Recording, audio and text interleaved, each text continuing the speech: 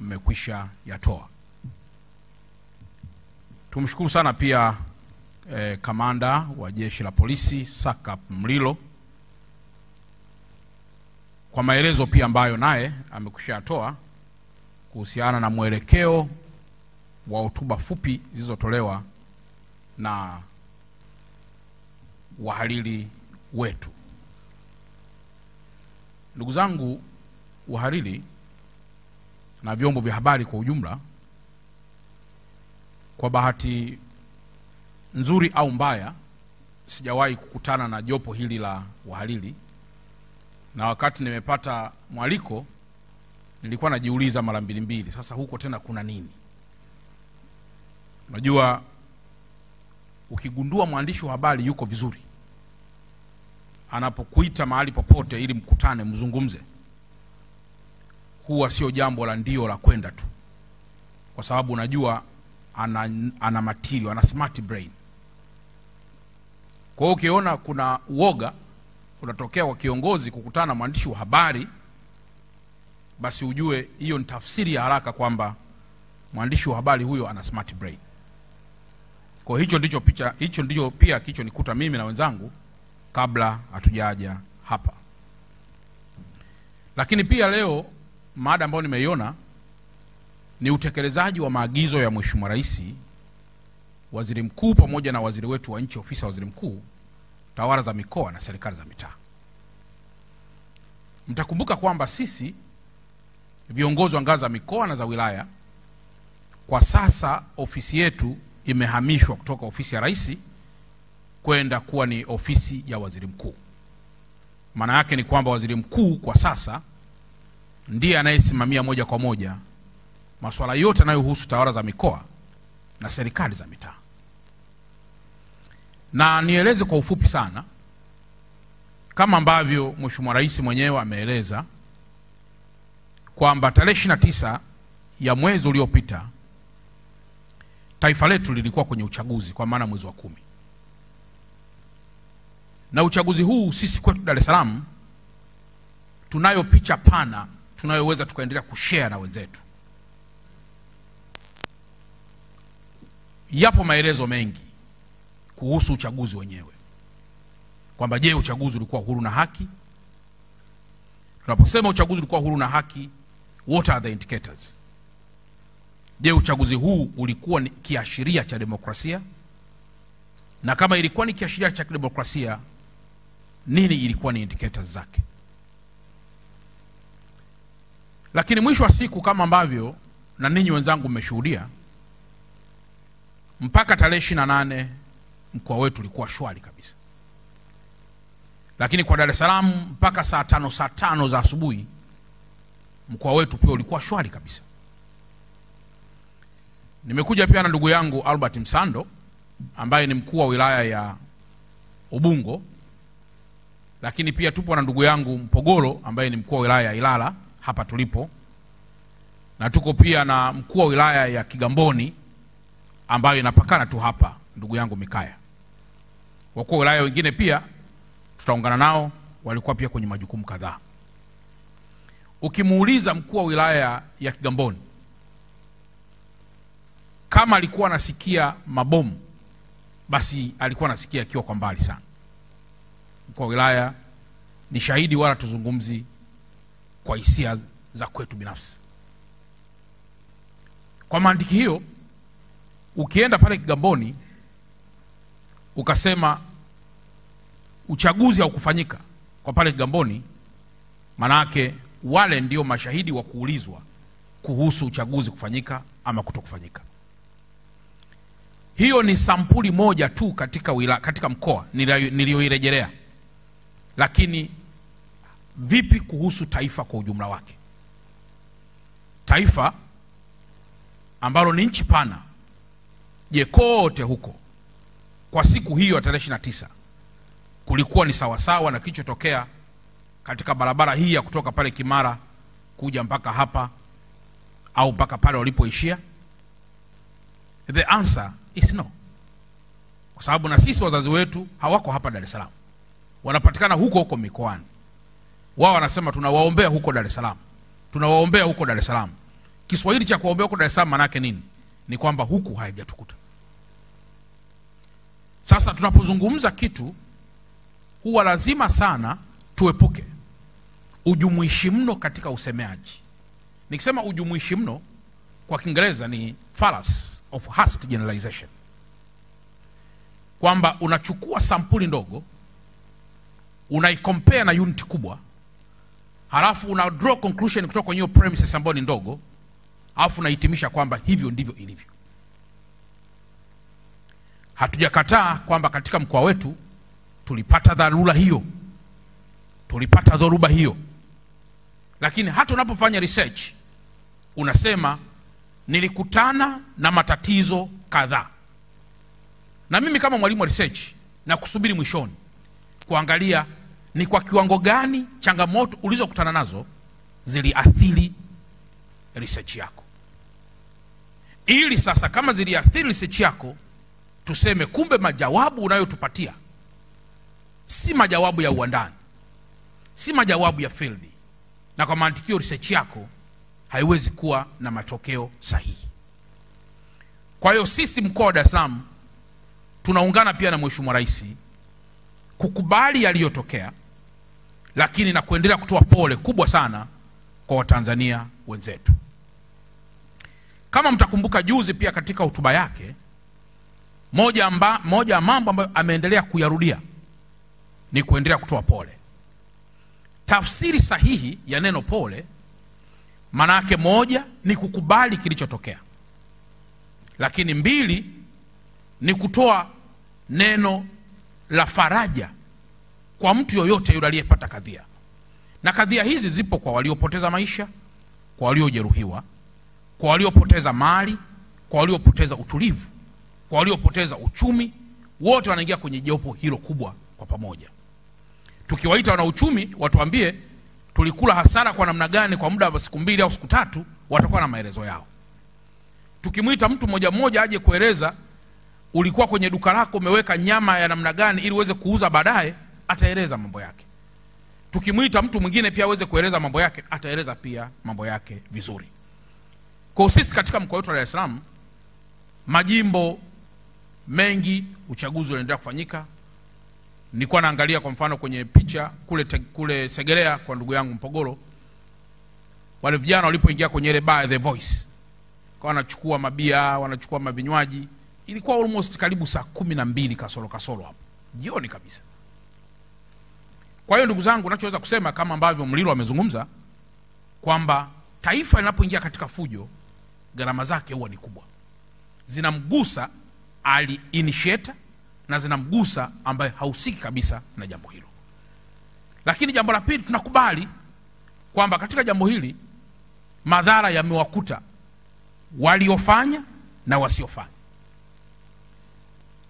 Nimesikia statements ambazo zimekuwa pia zikitolewa mara kwa mara na baadhi ya watu ambazo sizipingi au kuzipa majawabu kadhaa, kwamba kulikuwa kuna watu ambao wanauaua watu hovyo, wanauaua watu hovyo. Sasa hii neno hovyo na yenyewe ni jambo pia la mjadala, na kwa kuwa mpo hapa katika usemaji wa namna yote ile, mimi ambaye pia huwa ni mtu wa lugha kidogo, huwa lazima tuwe makini kuzungumza vitu ama kwa kutia chumvi, ambayo kwa lugha sahihi, kwa kutumia tamathali za semi, tungeweza kusema lazima tuepuke usemaji kwa kutumia mbaraga, au kwa Kiingereza mnaita hyperbole, kwa maana uzungumzaji wenye exaggerations ambazo wakati fulani hisia inaweza kutangulia kuliko jambo lenyewe ambavyo lipo. Sasa haya pia ninyi kwa kuwa mpo katika usemezano wetu, tutakuja pia kuona jambo ambalo ni la muhimu. Lakini kukubali kwetu sisi kuja hapa kwenu ni jambo moja kubwa sana. Mimi siku zote huwa simuogopi mwandishi wa habari, kwa sababu nafahamu ni mwalimu mkubwa sana katika mambo mengi, akiwepo mhariri na wadau wengine wote wa habari. Lakini kinachonitishaga sana siku zote ni upotoshaji ambao ukiuangalia kuna vyombo vinavyoibuka havina mhariri wala havina mtu gani, na wakati fulani kwa sababu ya mielekeo ya taifa na watu wake na wadau kwa sababu kila jambo lina wadau, unakuta jambo hilo linapata watu wengi kwenye mitandao au kwenye jambo gani, lakini limeshapotoshwa. Sasa kiongozi kuanza kutoka mara kwa mara kusema hapana, nilikuwa simaanishi hivyo, tayari huku maana nyingine inakuwa imeshatangulia, inakuwa ni kama kuanza kupambana na mwandishi wa habari au na mhariri au na vitu vingine.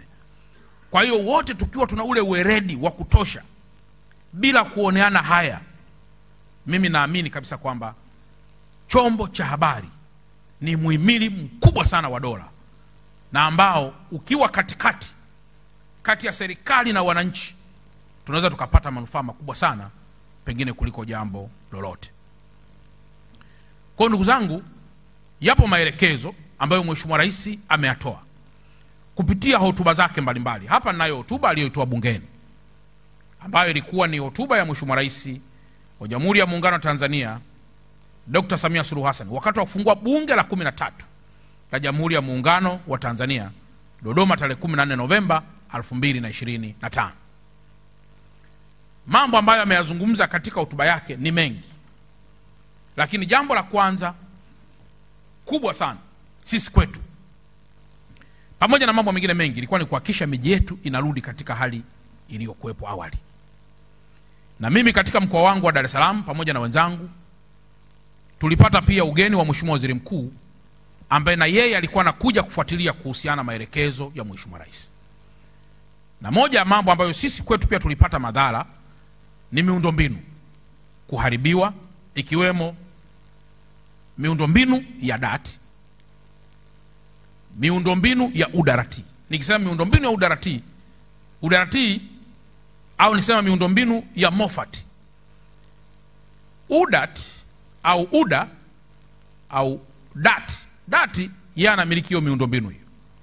Miundombinu yake iliharibiwa, ikiwa ni pamoja na vituo vya mwendokasi, ambayo sasa tumeanza kuifanyia kazi ili usafiri ule uweze kurudi kama ulivyokuwa awali.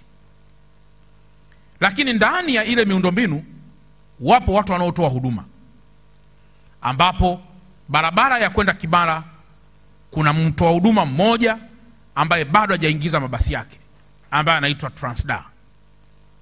Barabara kwenda Kilwa Road hii kuna mtoa huduma mmoja anaitwa Moffat. Na barabara hii ya kwenda Gongo la Mboto atapatikana pia mtoa huduma mwingine ambaye sasa anaweza kuwa udat au akawa mtu mwingine kulingana na masuala ya kiushindani. Sasa miundombinu hii, ndugu zangu wahariri, imekushaanza kufanyiwa kazi. Na mpaka leo hii tunapozungumza, Waziri wa TAMISEMI ameagiza kwamba mabasi ya mwendokasi kutoka gerezani yaanze kwenda moja kwa moja Kimara. Lakini kwa muda huu tumeshazindua kutoka gerezani kwenda mpaka pale Ubungo Maji. Kwa nini kwenda mpaka Ubungo Maji? Kwa sababu ndio mahali ambapo miundombinu yake angalau inaweza kuruhusu kuswap zile kadi na kukata nauli na vitu vingine. Lakini sio kwa vituo vyote. Vipo vituo ambavyo tunaruhusiwa kushusha tu na sio kupakia. Kwa sababu ukipakia manake mtu ataingia bure, kwa sababu hakuna zile mashine za kuweza kuswap. Sasa mashine hizo mpaka sasa, ndugu zangu wahariri, zimekwisha agizwa. Tumekwisha ingia kwenye manunuzi ya dharura ili kuhakikisha kwamba miundombinu hiyo yote inarudi katika usalama wake. Pamoja na hiyo, barabara ya kwenda Kilwa, hii barabara ya kuelekea Mbagala, mabasi nayo yamekushaanza kufanyiwa kazi. Na kama ambavyo mlisikia hotuba ya Mheshimiwa Waziri Mkuu alipokana ninyi wenyewe, alitaja pia mabasi yaliyoharibiwa na mabasi yaliyochomwa moto.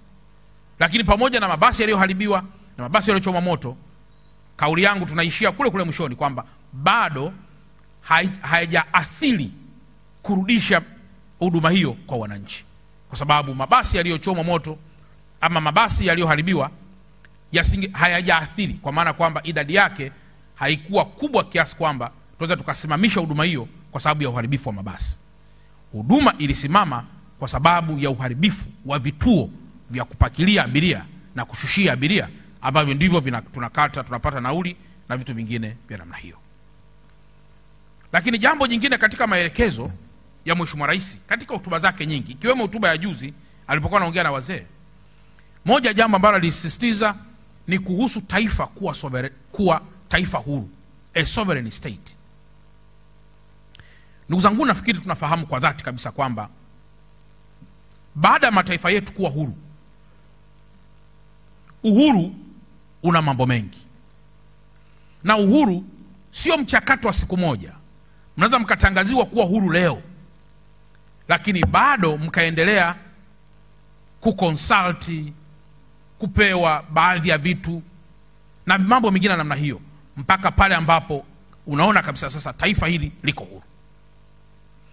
A sovereign state, hata katika kwa mujibu wa sheria kabisa, ni kwamba Mheshimiwa Rais juzi anapohutubia alizungumza pamoja na mambo mengine, akazungumzia kuhusu kuinyoshea taifa vidole, kuliwekea taifa masharti na vitu vingine vya namna hiyo. Lakini akauliza, wewe ni nani unayefanya jambo hilo katika taifa lilo huru? Kwa nini president anasimama na kuzungumza vile? Tafsiri zinaweza kuwa nyingi, lakini mwananchi wa nchi yoyote anaweza kujisikia fahari akigundua na akiendelea kujua taifa lake liko huru. Na uhuru haupo kwenye nafsi au haupo wapi. Moja ya watu wanaopaswa kwa namna yoyote kulinda sovereignty of the nation ni mkuu wa nchi, na ndio maana anaitwa rais, lakini anaitwa amiri jeshi mkuu na mkuu wa majeshi ya ulinzi, kwa maana kwamba tunapolinda mipaka yake na tunapolinda mambo mengine yote hayo, tuna exercise pia zoezi kubwa sana la ulinzi wa uhuru wa taifa lake. Kwa hiyo ilikuwa ni jambo moja la muhimu ambalo sisi kwetu kama wana Dar es Salaam tuliona heshima kubwa mkuu wa nchi, kwamba wananchi msiwe na mashaka na taifa ambalo ni huru, is a sovereign state, na kwamba taifa hili liko na rais, na rais ambaye ataendelea kusimamia matakwa ya watu. Lakini vile vile katika hotuba yake, kama mlizingatia vizuri, alizungumzia umuhimu wa kuendelea kuliunda taifa katika umoja, na pengine kuepuka chuki zisizo na za lazima. Kwa mfano, ndugu zangu walini, mimi nina rafiki zangu ambao siwezi kuwataja, ila nina rafiki zangu ambao wamekuwa ni marafiki kweli kweli kabla mimi sijawa regional commissioner. The moment mimi nimekuwa regional commissioner, nikaanza kuona wanajidistance. Mimi nikisogea wakati fulani wanajidistance, lakini tuminongono huku pembeni nikitupata, sema huyu jamaa baada ya kuwa regional commissioner amekuwa ni mtu wa majigambo sana.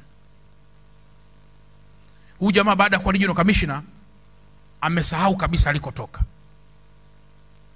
Nataka niwathibitishie ndugu zangu, huu ni mfano mdogo sana ambao nimeuchukulia, lakini ukiangalia vizuri sana pia katika mwenendo wa taifa letu, kuna investment kubwa sana inayofanywa wananchi kuchukia serikali au viongozi. Lakini ukiuliza kwa nini, mimi nikitokea kwa mfano Albert Chalamila, hebu nieleze kwa nini?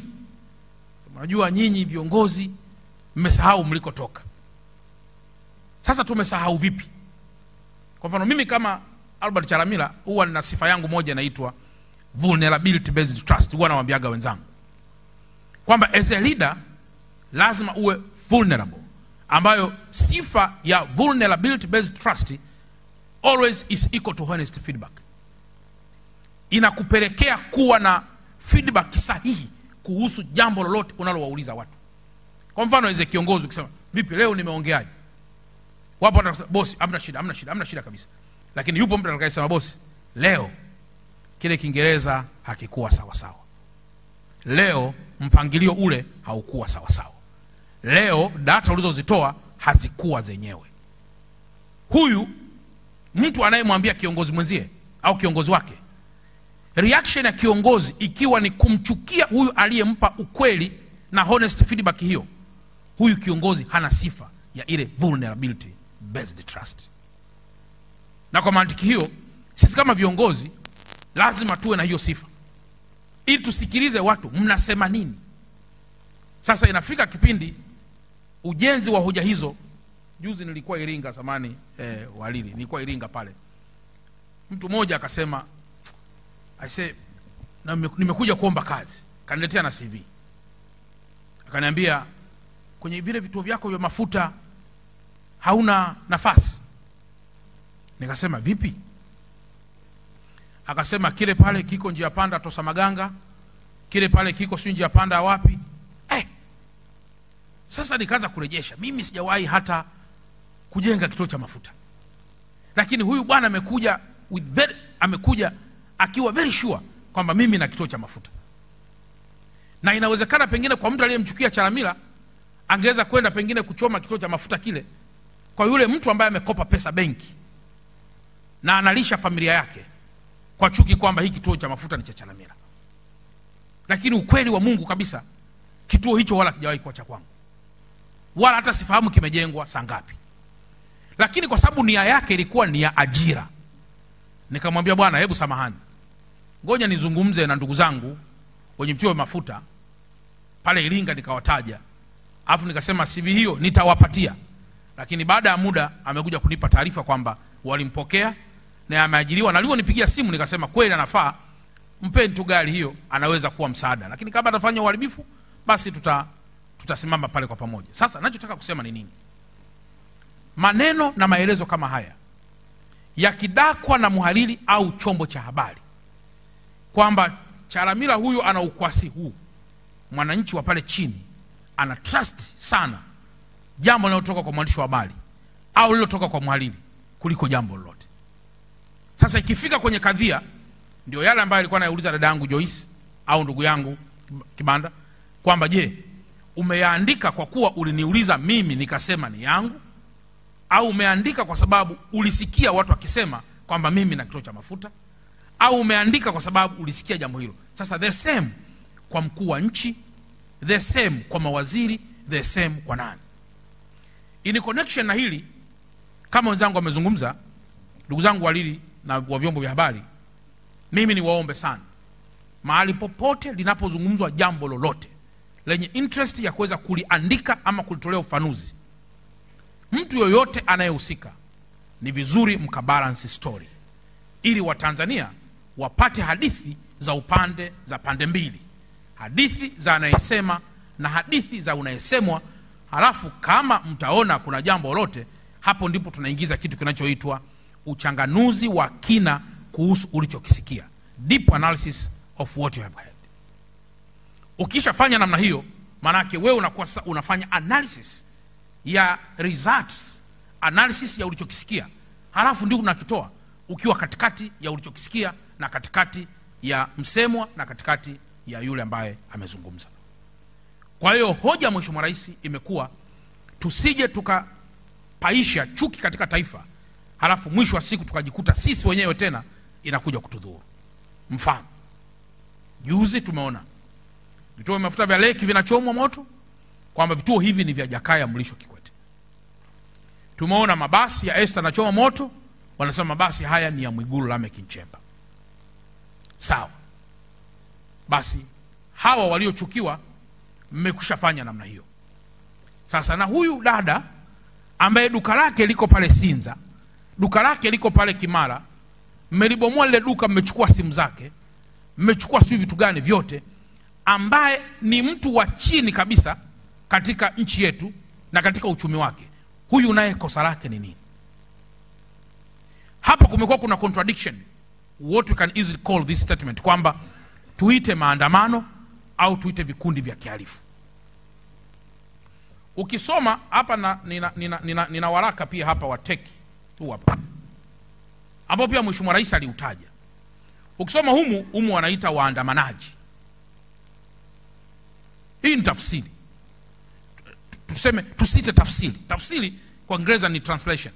Hii ni fasili. Ni definition. Lakini nikimchukua ndugu yangu mawakuu wa wilaya ambao walikuwa huko kwenye mawilaya, mimi niliwahi kutokea hapa, niliwahi kusindikiza maandamano ambayo nilianzia kule Mbezi Mwisho. Yale maandamano yakatembea yakaja mpaka mpaka huku mjini. Mimi nilikuwa miongoni mwa watu niliyesindikiza. Yale hayakuwa na jambo lolote la visu, la mapanga, la minyororo wala kitu chochote. Lakini hiki kilichotokea juzi, kwanza vijana walikuwa baadhi yao walivaa maski kama mliwaona. Kuna footage nyingi tu. Lakini mbili, ukiangalia walikuwa na maminyororo fulani ya kubomolea ile milango. Wanaingia ndani, wanaanza kusomba yale mabia, wanasomba mavitu kwenye supermarket. Alafu tatu, pale walipokuwa kule Kimara, kwa sababu lazima tuwe na story kwamba hivi vitu vilianzia wapi? Yaani vilianza tu Dar es Salaam au vilianzia wapi? Kwa sababu inawezekana nyinyi wenzangu pia labda mkwepo kwenye eneo la tukio. Pale Kimara mwisho, pale Kimara pale kituo kile, Msando kile kituo kinaitwaje? Baruti kule. Vijana waliokuwa pembeni ya barabara wakaingia barabarani, wakafunga barabara, kurusha mawe na kuchoma magari. Sasa kitaaluma, nyinyi wenzangu mtajadili kwa kina, kwa sababu taaluma hupingwa kwa taaluma. Tuite maandamano. Mimi nadhani ni maandamano kabla tarehe 28, kabla tarehe 29. Yalisemwa ni maandamano kabla tarehe 29. Lakini je, tarehe 29 kicho kuja kutokea ndio yale yaliyokuwa nasemwa au yalikuja kwa sura tofauti? Na kama yalikuja kwa sura tofauti, tukiri basi kwamba yalikuja kwa sura tofauti. Je, kulikuwa kuna mabango labda yaliyoandika kitu ili labda tuweze kusoma? Na wengine wakasema hapana, nguvu mlitumia kubwa mno, kubwa mno. Hasa neno kubwa mno nayo ni relative term. Kubwa mno maana yake nini?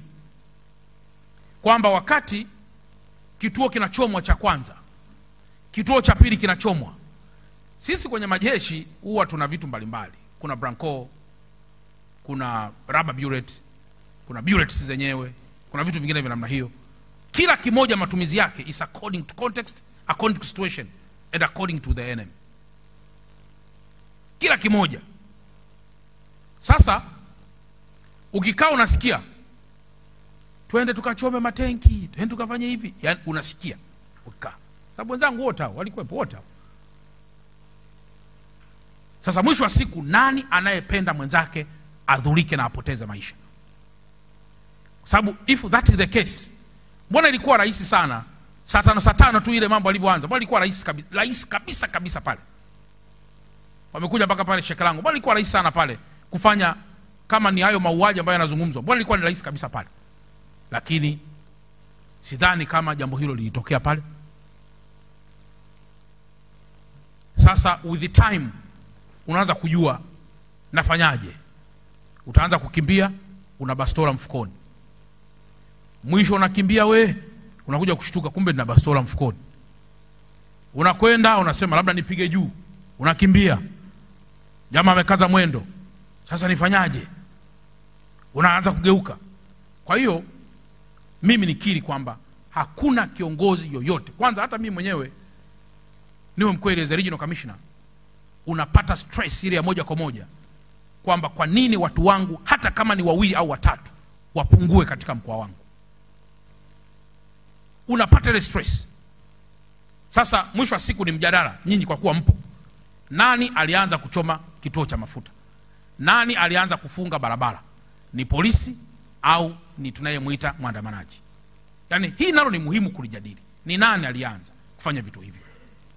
Sasa baada ya yote, ukiangalia hotuba ya Mheshimiwa Rais, anakuja anasema, ukiangalia hotuba kabisa Mheshimiwa Rais anasema nimeona nisamehe. Anasema ninatoa msamaha huo kwa sababu hata maneno ya Mungu katika kitabu cha Luka sura 23 mstari wa 34 anasema, na hapa na nukuu, Yesu akasema, Baba uwasamehe kwa kuwa hawajui watendalo. Maana ya msamaha, maana yake nini katika speech ya Mheshimiwa Rais? Ni kwamba let's now forget. Hebu tuache hapo. Halafu baada hapo tuchukue yale yote ambayo ni malalamiko ya watu wetu, tuanze kuyafanyia kazi. Sasa moja kitu ambacho amekifanya ni kuunda tume. Tume hii, ndugu zangu waandishi wa habari na wahariri kwa ujumla, wengi au wachache wanasema sasa tume gani haiko huru. Mtakumbuka tume nyingi ziliwahi kuundwa, tume za kina Mzee Nyalali, tume nyingi za kina Warioba. Ni vizuri kuja kuquestion matokeo ya tume. Ni vizuri kuja kuquestion watakachowasilisha kuliko kuquestion integrity ya combination ya tume. Tume ina mambo yake, itakusanya taarifa, itamhoji mtu yoyote wanayotaka. Lakini lengo lake ni kwamba ni ili kifanyaje. Na hapa naomba niwape mfano mdogo sana, ndugu zangu wahariri. Mimi nikiwa Kagera, kama mnakumbuka vizuri, ndege ya Precision ATR42 iliingia kwenye ziwa Victoria, ilizama kwenye ziwa Victoria, kama mnakumbuka vizuri. Na ilipoingia pale kwenye ile ndege, mimi nilikuwa kanisani siku hiyo. Nimeingia, kijana wangu mmoja akaja kanifuata hapa kwa ndege imezama pale kwenye maji. Nilipokimbilia pale kwa sababu ya kule kupaniki, taharuki na kila kitu, pembeni kulikuwa kuna kamtumbwi kadogo ambako kako karibu kabisa na ile ndege. Huku na makelele na vitu vingine. Baada ya muda ule mlango ulifunguka, na baada ya muda lile bawa, kwa kuwa lilikuwa lina kauwazi limevunjika, kuna mtu mmoja kapenyea kwenye lile bawa, akasimama akakaa kwenye lile bawa pale. Sasa wakati wale wanatoka wanaruka moja kwa moja wanaingia kwenye kale kamtumbwi, wametaharuki, wamepaniki. Walipokwenda moja kwa moja huko, ile siku ya kwanza jioni, tukawa tunawashukuru wale watu wenye mtumbwi. Alafu tukasema kwa kweli hongereni sana. Sasa tukamuuliza kijana moja na vijana wengine waliokuepo, wakasema asingelikuwa huyu kijana anaitwa bwana asingekuwa huyu Majaliwa, huu mlango wa ndege haki ya Mungu usingeweza funguliwa. Tukamuuliza Majaliwa, Majaliwa, hebu tueleza. Akasema mimi nilishika kasia nikabonda sio namna hii. Akasema pia nilidive kwenda chini, nikaona kule wale marubani na nini. Tukamuuliza Majaliwa, ulivyo dive kule chini uliona wale watu wako hai? Akasema mimi niliwapungia kabisa mkono, maana nisikuwa na namna. Basi na sisi kwa ushujaa wala bila siasa tukasema kijana huyu anastahili pongezi kwa kuweza kufungua mlango na kuweza hicho kimtumbwi kuweza kusafirisha watu pale. Na tukaongea pale na viongozi wangu kwamba jamani, huyu mtu tumpe hata zawadi. Na hivi ninavyozungumza ni askari wa jeshi la zimamoto na uokoaji, yuko hapa Temeke hapa, amepangiwa kituo chake hapa. Kuhusu uwezo wake wa kudive hauna mashaka, kwa sababu ni kweli kabisa na dive. Wakati ripoti imetoka, wakati ripoti imekuja ya Mbarawa sasa, ya Mheshimiwa Mbarawa profesa, ikasema ule mlango haukufunguliwa na Majaliwa.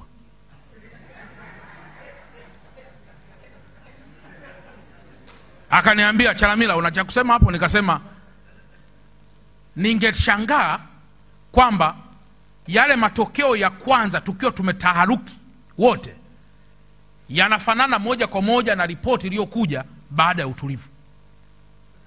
Kwa ninyi mlipotulia sasa vizuri, mkaangalia makamera, mkaangalia manini sio kwenye mandege humo, kila kitu mkaangalia, ndio mkaja na matokeo sahihi ambayo yanasema mlango ule kwa kweli ulifunguliwa na yule bwana.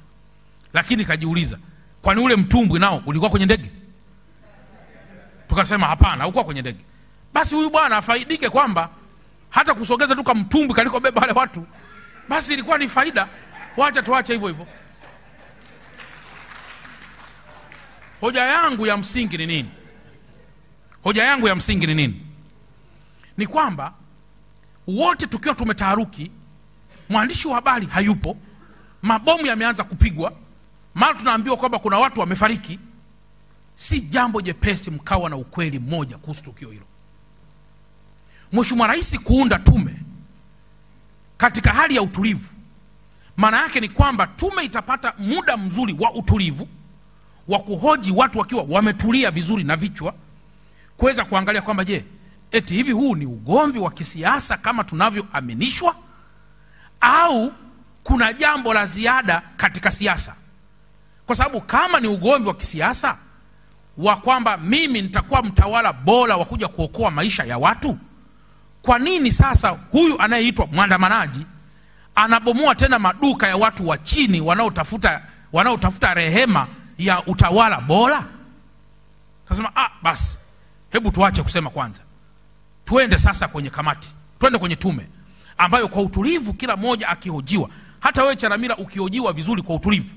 Kwa sababu mimi kwa siku ya kwanza, pili, ya tatu hata ungenihoji, nina uhakika pia kwamba brain yangu pia haikuwa sawa sawa. Sababu kwa mfano juzi hapa nakumbuka nilikuwa naendesha gari, nilikuwa peke yangu tu jioni na kwenda zoezi. Kuna majirani walikuwa wana sherehe, wanapiga mafataki. Mimi niliposikiliza ta nikapiga spidi kubwa. Sasa naelekea ambako sielewi ndiko adui alipo ama ndiko adui hayupo. Baadaye akili imenijia pale mbele, nikageuza nikasema, mbona haya magari yanaendelea kwenda huku? Ngoja na mimi nipige U-turn. Sasa katika hali ya kawaida ungenihoji mazingira yale, ningesema kuna watu wananitafuta mimi. Kuna watu wananitafuta rasi, kuna watu wananitafuta, watu bado wabaya kabisa. Kumbe maskini wa Mungu wa Hindi siwi nani wanapiga mafataki. Sasa tukiulizana kwa utulivu, ndio maana Mheshimiwa Rais anaunda tume kwa utulivu, tuipe muda ili watu waweze kueleza mambo kwa undani, kwa utulivu, pasipo kupaniki kwa aina yoyote, lakini maumivu pia yakiwa yanaendelea kushuka, kuheal, ili uweze pia kueleza jambo pasipo kuwa na hisia na miemko. Ili ripoti ile ikipatikana, ndugu zangu, mtu anasema walikuwa ni askari wametoka nchi nyingine wanapiga mabunduki. Sasa ripoti ile itasema, je, ni kweli walikuwa ni watu wa nje? Tukiangalia hata kwenye baadhi ya kamera, mtu anasema watu walikuwa wanafuatwa ndani wanapigwa tu bunduki namna hii.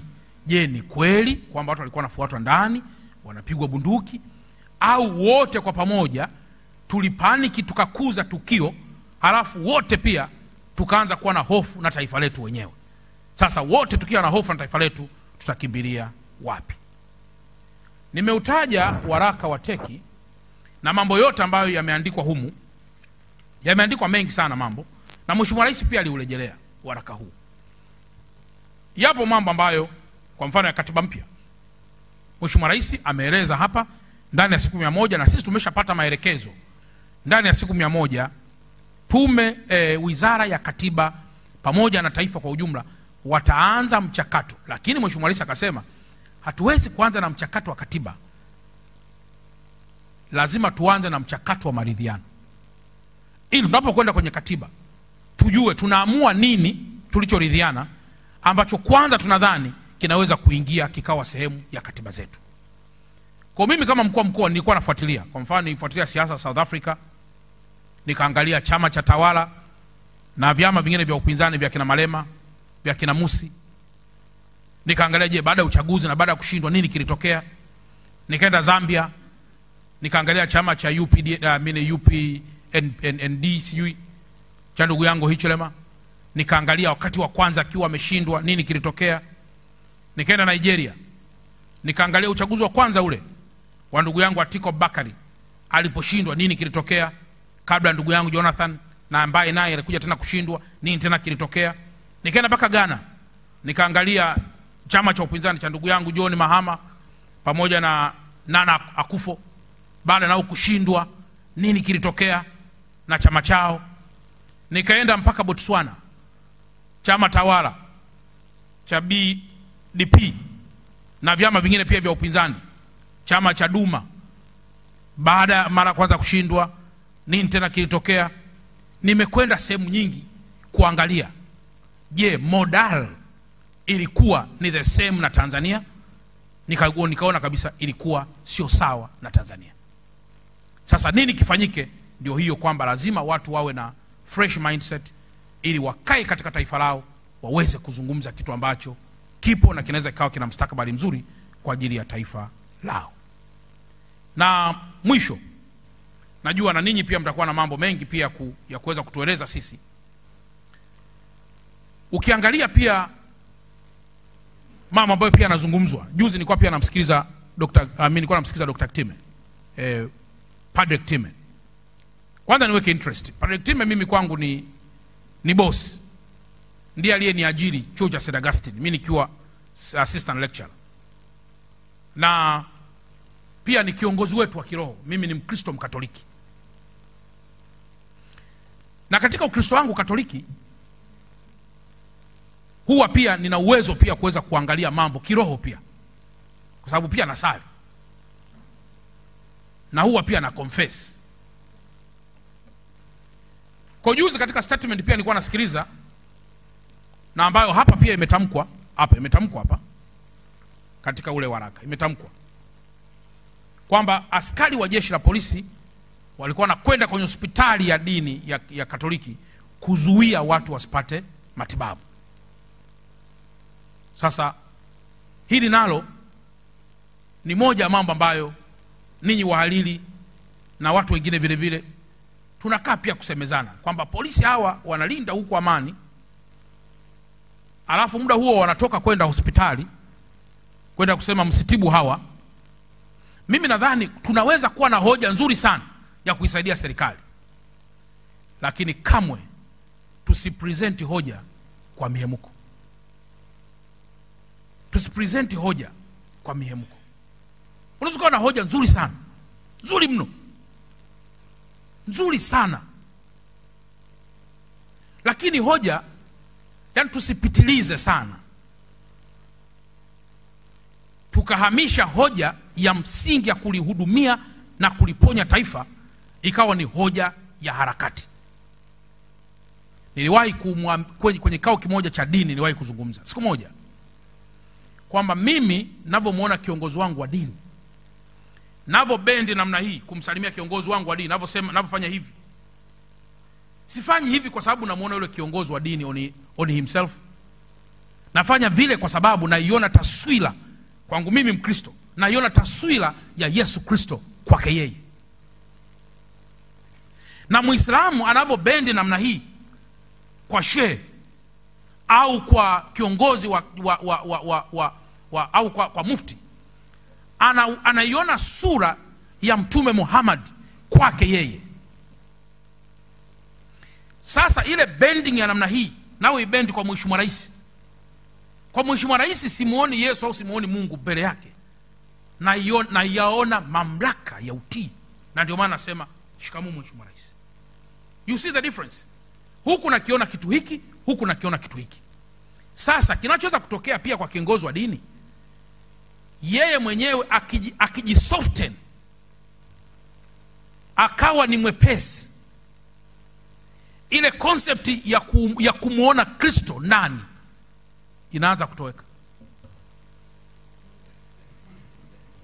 Halafu ikianza kutoweka, unaanza kumuona mtu wa kawaida. Ukianza kumuona mtu wa kawaida, inafika zile nyakati unakuta sasa Mungu anasema pumbavu, unasema pumbavu. Yaani kunakuwa kuna uoga tena kati ya mazingira hayo. Hali ikifikia hapo ya kumuona huyu kiongozi ni wa kawaida, maana yake mjue kuna jambo la kufanya. Hofu mchungaji anapozungumza na kusema wote fanyeni namna hii, tunamtii kwa sababu yeye mwenyewe tunamuona akiwa ni mtii kwa Yesu Kristo. Tunamuona akiwa ni mtii kwa Mungu. Tunamuona akiwa ni mtii kwa Mtume Muhammad. Sasa na sisi tunasema kwa sababu huyu amepewa nguvu, kwamba power and authority is delegated, kama ambavyo Mheshimiwa Rais amedelegate power kwetu, hata kiuungu katika spiritual eye tunaona kabisa kwamba power and authority pia ya Mwenyezi Mungu inakuwa delegated. Na ndio maana watu hawa wanakwenda huku moja kwa moja, wanasoma mambo ya theolojia, wanasoma mambo ya filosofia, wanasoma mambo sio vitu gani vingi sana. Kwa hiyo kiongozi yoyote wa dini unapotaka kutafsiri jambo lolote, kuna nadharia inaitwa hermeneutics. Hermeneutics is a theory ambayo inakusaidia wewe kuchambua masuala yote kulingana na time, context, audience na vitu vingine, lakini kwenye kontekstia hiyo ya kibiblia. Into hermeneutics. Na hata ukiingia kwenye madhabahu hapa, hujihubiri tu kama Chalamila anavyozungumza. Kuna kitu kinaitwa homiletic. Homiletic ni is an art of preaching. Una preach kitu gani? Kwa nani? Kuhusu nini? Ndio maana watu wanaweza kukaa mchungaji sasa naona hapa kwa kweli ameeleza vizuri. Mwingine anakaa na mchungaji hapa tunaona kidogo hii ni kama chaka hii. Kwa nini? Kwa sababu huku wanakaa kimya, hawana uwezo wa kudialogue, na ndio misingi na kacha ya mchungaji, padri au nani. That's misingi tu. Nimewambia hapo ndani kwamba pia nikaona maelezo yale yameenda mbali zaidi, kwamba TANESCO walizima umeme kuconspire na wahalifu waliotaka kumuua au waliomdhuru. Hii ni allegation kubwa sana. TANESCO ya taifa izimwe, umeme usiwepo ili hilo liweze kutokea. Kwa hiyo nimewambia wenzangu wa TANESCO waliangalie pia kwa haraka, walichukue kama jambo kubwa sana la kisheria, walichukue kama jambo zito linaloweza pia kwenda kwenye mjadala katika jicho jingine. Waangalie hii kitu imekaaje. Je, ni kweli kuna vijana wetu sisi katika TANESCO walifanya mchezo huo na bila sisi kujua? Ikiwa ni pamoja na malalamiko mengine ambayo yapo, ambayo yanayodaiwa kuwa yanaongeza chuki. Moja ya jambo ambalo linadaiwa ni utekaji. Mambo ambayo yanasemekana kwamba yanaleta chuki kubwa katika taifa: 1, utekaji; 2, kukosekana kwa ajira kwa vijana; 3, wananchi kutosikilizwa; 4, viongozi kuishi maisha ya starehe; 5, matumizi mabovu ya rasilimali za umma; 6, matumizi ya nguvu kupita kiasi. Haya ni baadhi ya mambo ambayo wananchi wetu wanasema wanayachukia. Ni kweli kabisa. Sisi katika mkoa wetu wa Dar es Salaam, naomba tu nihitimishe na nyinyi wenzangu pia muweze kuzungumza. Sisi katika mkoa wetu wa Dar es Salaam tumejipanga na wenzetu. Hata sisi wenyewe tunalaani sana vitendo vya utekaji. Hii naomba mlielewe kabisa. Kama mnakumbuka, kuna siku moja pale Kiruvia kuna mabwana moja mabonge walikuwa wanamchukua bwana moja kumpakia kwenye noa. Kama mnakumbuka vizuri. Nimemsahau tu jina yule kidogo. Tarimo. Ukienda kuangalia kitu ambacho kilikuwepo pale, ilikuwa ni masuala pamoja na mengineyo yaliyokuwepo, ni masuala kimapenzi. Katumika dada mmoja ampigie simu yule bwana, wakutane kwenye kale ka hoteli kaliko kuwepo pale. Yule bwana anapokwenda pale hamuoni yule dada, lakini anaona kuna jamaa wengine ambao wako pale. The moment tumetangaza, wote wakakimbilia njia za Ifakara na sehemu zingine. Tukabahatika kwenda kuwakamata na vitu vingine vya namna hiyo. Ripoti ilitolewa na jeshi la polisi. Lakini kinachosemwa hapa kwamba mbona hamzungumzi kwa sauti kuhusu utekaji, na nataka niwaambieni brothers and sisters, ni vitu ambavyo wakati fulani mtu akipanga kuwa na nia ovu katika taifa, anaweza yeye mwenyewe akaangalia hivi ni mtu gani nikimspot, jamii moja kwa moja itasema aliyefanya hivi ni huyu. Nadhani kisheria mnajua vizuri sio ni jambo gani. Mume na mke wanaweza kagombana ndani ya nyumba, wakaa kwenye ugomvi wa muda mrefu, lakini mtu akaja na interest akamdhuru mwanamke au mwanaume katika wale waliogombana, akijua kabisa kwamba baada ya kudhurika huko atakaye kuja kunyoshewa mkono kwa haraka ni either or katika wale. Hiyo ni assumption ya kwanza. Lakini assumption ya pili ni kwamba jambo hili linapotokea katika mikoa yetu sisi, nyie mnafahamu wakati fulani sio jambo jepesi kabisa. Hata mimi mwenyewe kiongozi, ni kweli kuwa wanakuwa na vyombo vya dola, lakini sio kweli kwamba nakuwa nao muda wote kabisa kwamba tapale nyumbani muda wote nipo nao. Hapana. Huko nje kinaweza kufanyika jambo kwa nia kabisa ya uhalifu kabisa, lakini mwisho wa siku ikawa ni mazingira gani jambo hilo limetokea. Tuna teknolojia gani ya kuweza kubainisha kwa haraka jambo hili? Tuna jambo gani naloweza kwenda namna hii? Ni kama kwenye huu uchaguzi. Wao wanasema polisi wameua. Hiyo ni statement ya kwanza. Lakini ikija kubainika, nachukulia tu kwa mfano kwamba kundi la pili lilikuwa na silaha, lilikuwa na visu, lilikuwa na mapanga, haya yenyewe yanaweza kuwa alifanya kazi kwenye nini? Yanachukulia tu mfano. Kwa nini? Ni kwamba by concept mshika bunduki ni polisi. Lakini why if kuna jambazi ambaye na yeye kaingia humo kwenye huo mkumbo, kashika naye bunduki yake itakuwa ilimpiga nani? Huu ni mfano, sivyo navyotaka kusema. Lakini nani atakuja kusema haya? Tume iliyoundwa inaweza kudetail zaidi, tukaja kufikia huko. Kwa sisi na wenzangu hawa wakuu wa wilaya hawa tunakemea sana masuala yote yanayohusiana masuala ya kiutekaji. Na pale Bagara pale, mnakumbuka ilikuwa imeanza wakati fulani kuteka watoto, kubaka watoto.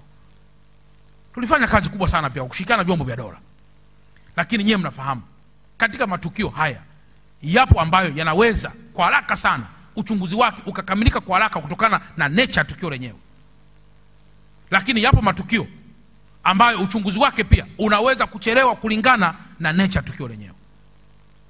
Lakini pale ambapo mtu anasema nataka majibu sasa hivi, nataka majibu muda huu. Sasa majibu muda huu pia huwa linaweza likawa ni jambo jepesi au lisio jambo jepesi kulingana pia na taifa letu lilivyo. Lakini kuna mambo pia ajira kwa vijana. Ndugu zangu wahariri wa vyombo vya habari, vijana wa vyuo vikuu ni kweli kabisa wanalalamika, ni kweli kabisa. Lakini je, ni wote au wapo ambao wamepata bahati ya kuajiriwa kwenye private sector au kujiajiri au kuajiriwa na public sector? Mwaka 2005 mimi nimekwenda chuo kikuu mwaka 2005, nimekwenda UD mwaka 2005. Mtu aliyepata division 1 ya .9 alikuwa anakwenda diploma. Yani mimi wa 2005, achana na your age, achana age na kina brother Kibanda na nani, mwaka 2005, achana age za kina Msando, mwaka 2005 mimi nilikuwa nakwenda chuo kikuu, lakini mwenye division 1 ya .9 alikuwa anakwenda diploma, anakwenda kusoma ualimu. Wakati huo public university ilikuwa ni University of Dar es Salaam na matawi yake. Hii UCRAS, hii ardhi ilikuwa ni UCRAS, ilikuwa ni sehemu ya UD. Hii mnayoiona ilikuwa ni SUA, ilikuwa ni Muhimbili ndio inasimama kutoka kwenye college kwa full fledged university. Ilikuwa ni nadhani ndio vilikuwa vinaishia namna hiyo. Halafu University of Dar es Salaam 2005 ikaanzisha tawi Dusi, 2006 ikaanzisha Muse. University of Dar es Salaam wakati tayari kulikuwa kuna branch nyingine. Bodi ya mikopo 2004 ilikuwa haisomeshi mwanafunzi anayekusoma private universities, ikiwemo Tumaini na ikiwemo St. Augustine. Ilikuwa ukifaulu unataka kwenda kusoma kuunganisha, mnakumbuka wakati wetu tulikuwa tunakaa mwaka mmoja kwanza. Anataka kuunganisha alikuwa anakwenda anakaa mwaka anakwenda kujisomesha mwenyewe kwa kulipa ada. Mwaka 2005 bodi ya mikopo ikarekebisha, ikaanza kwenda kusomesha mpaka wanaokwenda kwenye private universities. Kwa lugha nyepesi nini manake? Udahili ukaanza kuongezeka. Lakini sisi wakati pia tunasoma kwa umri wetu huu ambao bado haujaenda mbali, kulikuwa kuna wanafunzi wenzetu very bright, lakini hafanyi mtihani au anafanya mtihani na cheti achukui kwa sababu hajalipa ada ya mtihani. Na wakati fulani haendi tena kuendelea kwa sababu ya hiyo ada. Serikali ikasema tutoe maada haya kote, zibaki tu michango mingine ya wazazi katika kumsomesha mtoto. Kitendo cha kutoa ada O level advance kumeongeza udahili hapa juu wa vyuo vikuu. With the same notion tunakuja sasa kwamba baada ya udahili kuwa mkubwa hapa chini, usajili chini na TCU na chini na NACTVET, vyuo vikasajiliwa vingi sana. Baada ya kusajiliwa vyuo, kozi nazo zikaongezeka kwa sababu ya dunia yetu jinsi ilivyo pia. Hapa juu tumekuja kuwa na wanafunzi wengi. Baada ya hao wanafunzi wengi kuwa hapa juu, wapo wanaopata ajira. Na mwaka 2015 kama mnakumbuka, wakati hayati John Pombe Magufuli anaingia madarakani, Nyewe mnakumbuka, ndipo hata ajira za walimu zilipoanza kusimama kupisha lile zoezi la uhakiki wa vyeti kwa watumishi wa umma. 2021 Rais Samia alipoingia tu madarakani, cha kwanza alichokianza nacho ni kuingiza walimu na kuingiza madaktari na kuingiza watu gani, ajira za kwanza kabisa 2021 katika taifa letu.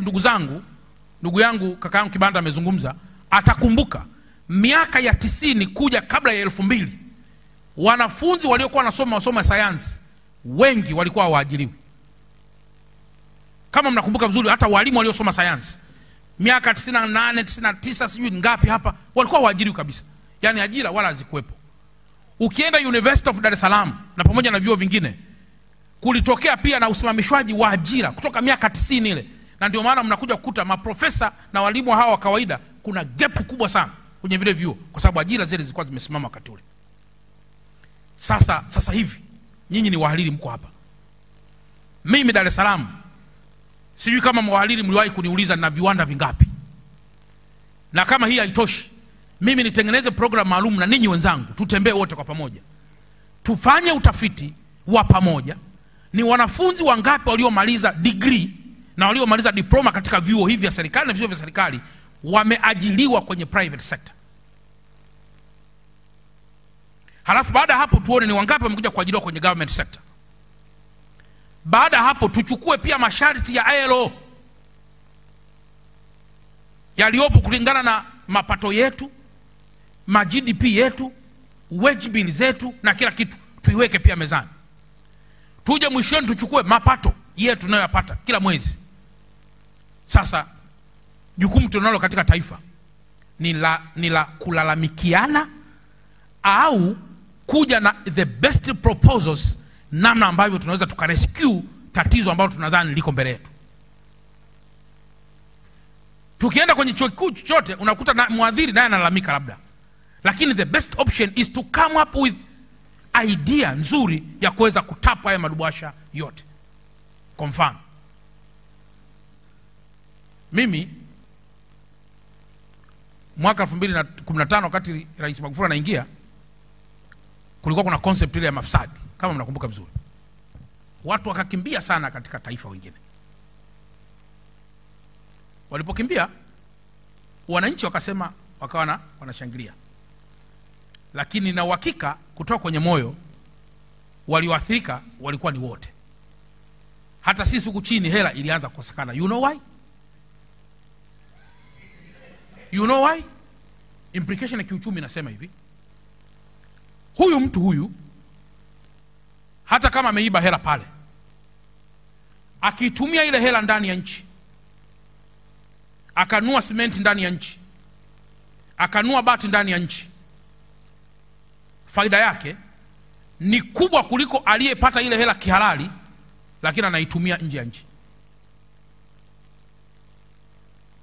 Kwa lugha nyepesi, maana yake ni kwamba pesa, huyu mtu ambaye ameficha pesa hapa, hataki ingie kwenye mzunguko, au ameichukua pesa anaipeleka China, hatari yake ni kubwa. You know, ukienda leo China, miaka 30 iliyopita, watu zaidi ya milioni 800 walikuwa wanaishi vijijini.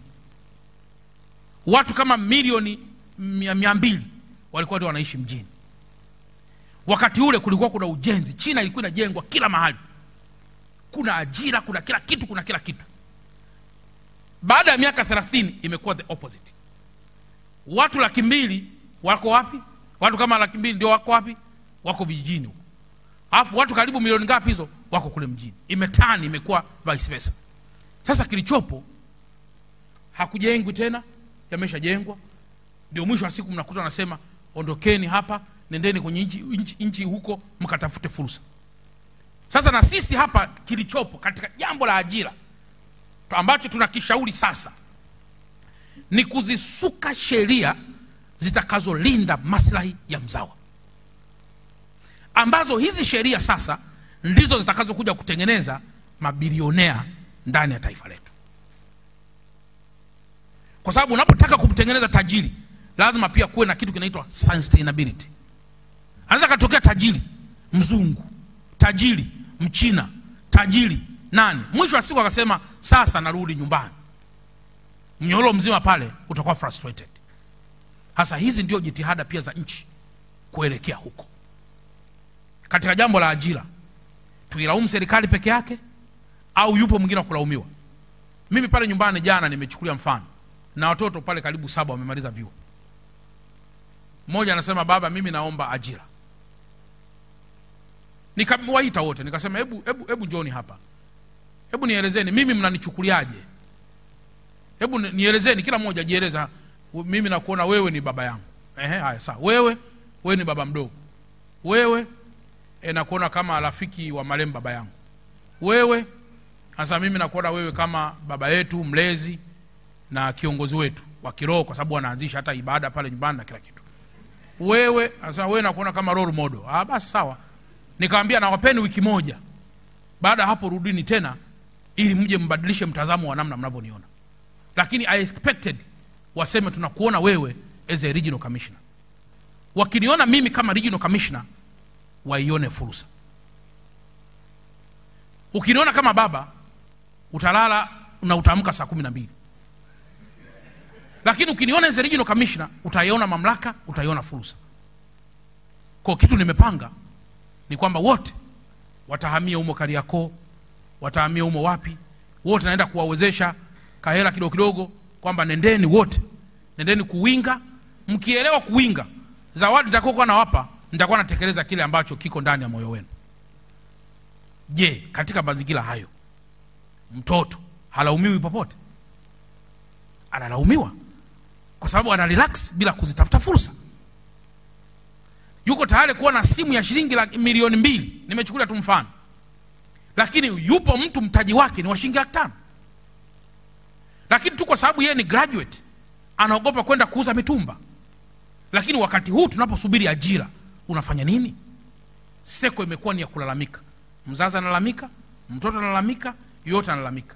Afu mwisho wa siku tunazalisha taifa lenye ulalamikaji. Je, tufanye nini kwa vijana? Kwa wenzangu pia watakuwa na maelezo mengine mazuri zaidi, lakini pamoja na haya mengine sasa ya wananchi kusikilizwa au kutosikilizwa pamoja na mambo mengineyo, hayo sisi tutaendelea kujitahidi kusikiliza watu. Lakini kama nilivyosema, sio kweli kwamba muda wote mtu usikilize raia. Mimi tangu nimekaa hapa, nikienda pale kuna simu karibu, unakuta zimepigwa karibu simu 55 muda huu tu. Sasa nikienda kukaa pale, Viingereza wengine wananiandikia pick my call, I have the right. Mwingine jana akaniandikia, wewe mkuu wa mkoa, mimi nakuja naomba hapo ofisini karibu mara 3. Ukienda kwenye msiba unatoa mchango. Ulikwenda sijui kanisa sijui la Sabato ukatoa mchango. Kwa hiyo inaonekana wewe unapenda sana watu waliokufa.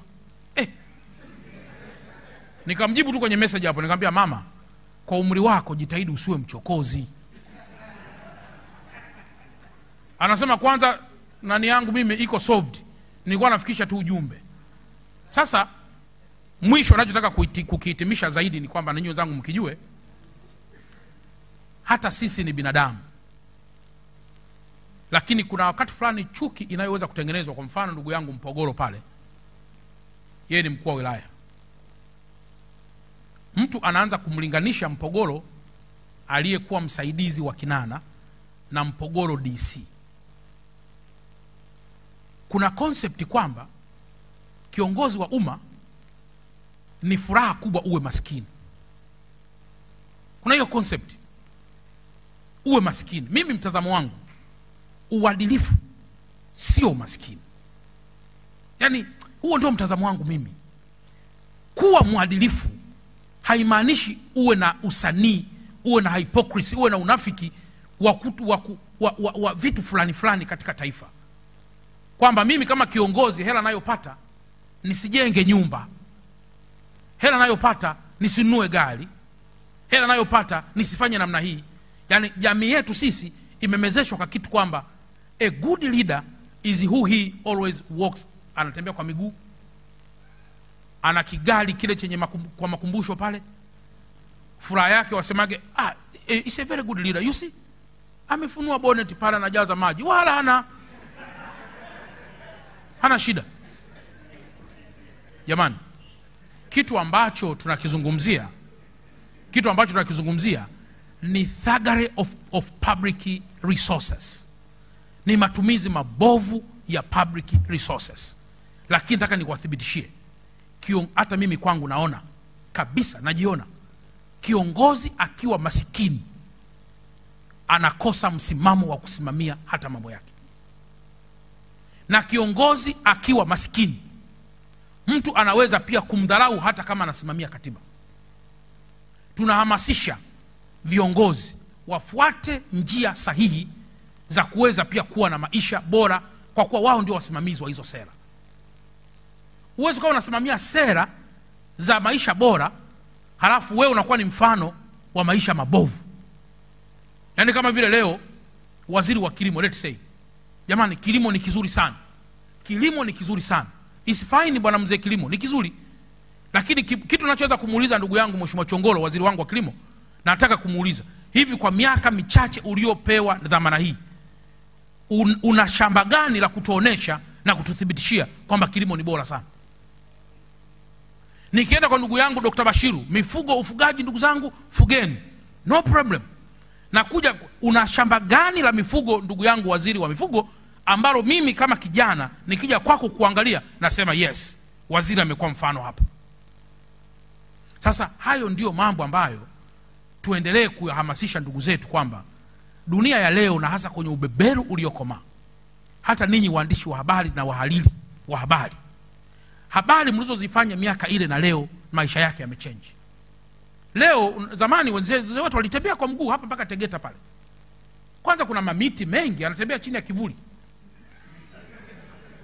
Lakini leo hii nina uhakika ukitembea mpaka Moroko, kwanza jasho takalokuwa limemwagika, halafu pili utakuwa umeshapata na msongo mawazo kabla hujafika unako kwenda. Nini maana yake? Unahitaji pesa ya nauli.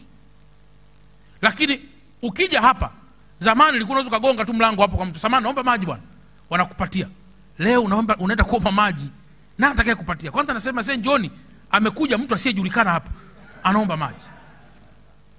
Lakini pia leo kamera hii, zamani mnakumbuka kuna kale ka kamera tunafanya hivi, kanauzwa sijui 300 kale, unachukua matukio. Leo hii utachukua tukio gani? Itapiga picha hapa kama na nundu, hapa kama na hivi, kumbe ni kamera. You need this camera. Kamera moja hapa ni shingapi? Unazungumzia zaidi ya milioni 10. Hii yote ni nini? Ni matakwa ya ubeberu, ni matakwa ya ulimwengu, kwamba tumeingia hapo. Lakini je, tufanyaje? Lazima tuhamasishe dunia iwe katika mtazamo wa utafutaji fedha, lakini katika njia zilizo halali, njia ambazo zitakuwa ziko halali. Na ndio maana mara ya kwanza walikuwa wanajua wanakoelekea, walikuwa wanapiga picha, wanasema hili ni gari la mtoto wa kiongozi, oneni. Wanapiga picha nyumba, sema unaiona hii ni nyumba ya kiongozi. Wanapiga picha sijui suti, unaiona hii suti, hii imenunua milioni 10.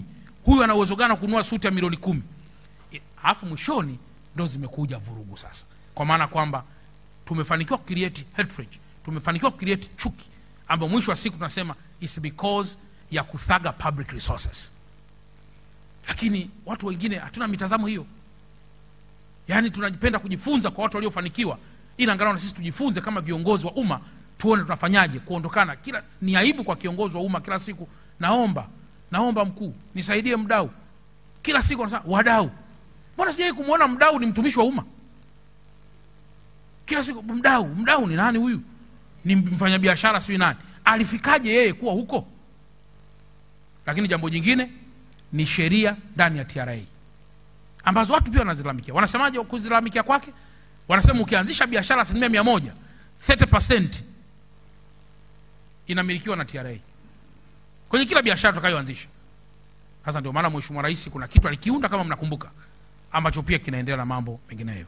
Ndugu zanguni, baada ya kusema haya, mimi ya kwangu kwa leo yamekuwa ni hayo, lakini nitakuwa tayari pia kuendelea kujibu kwa yale mtakayoniuliza, pamoja na wenzangu ambao wako hapa, na kwa namna ambavyo ratiba mtaendelea kuiongoza. Nashukuru sana.